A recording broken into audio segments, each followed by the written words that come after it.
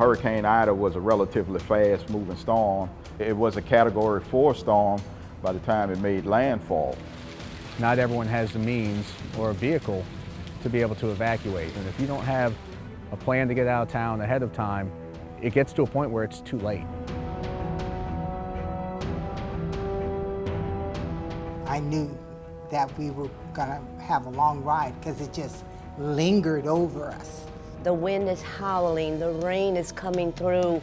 Tower 1 elevator looked like a waterfall because part of the housing on the roof broke off. At the beginning of the storm, we had still a little over 130 people still left in the building of the 282 apartments. Your gut kind of kicks in and you're thinking, oh my goodness, people are counting on us to make sure that they're safe. Mike V stayed here. He did not leave to go to with his family because he knew that he would be needed. He was instrumental. Michael Ventry is one of my favorite heroes here at Westminster Tower. I feel as though by me being here and if I stay here, I can help a lot of them get their medications, get them back up and down the stairs. He made them feel safe because he was here. You know, someone with the company was here that could say, help is on the way, don't worry, we're gonna make sure you guys are okay. So I think just that voice, that presence was very important for the residents here.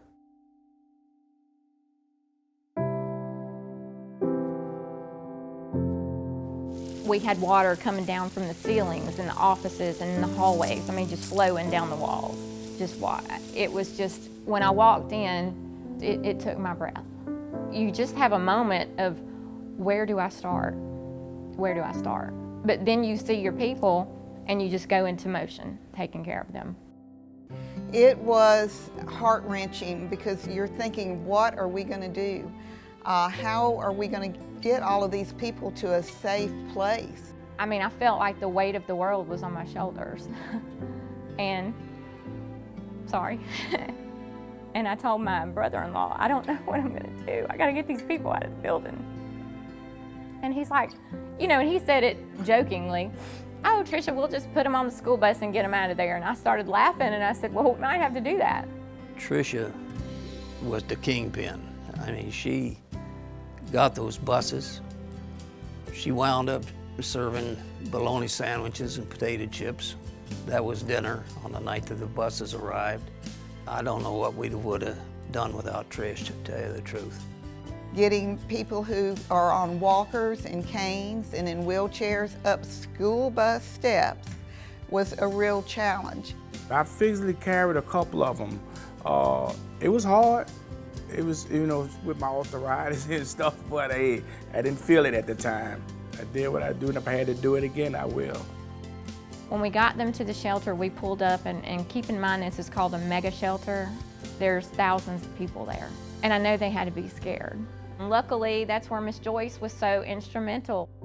I actually lived in the shelter with them for the first week.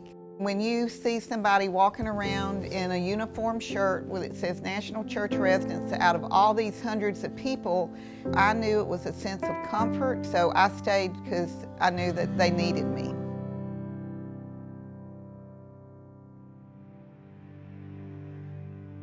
Our job is to return a structure to a pre-loss condition as quickly as possible. So just getting people back to normal, that's the first step after a major loss like this. That was Belfour Restoration. They did a nice job. They got this thing up in fairly good shape. And when you came in here, it was even prettier than it was when I left. That's what they did. They made it even better when we got back. They were clapping, they were jumping for joy. They were so happy to get home. And we were welcomed home with open arms, and that what made it even more, you know, special.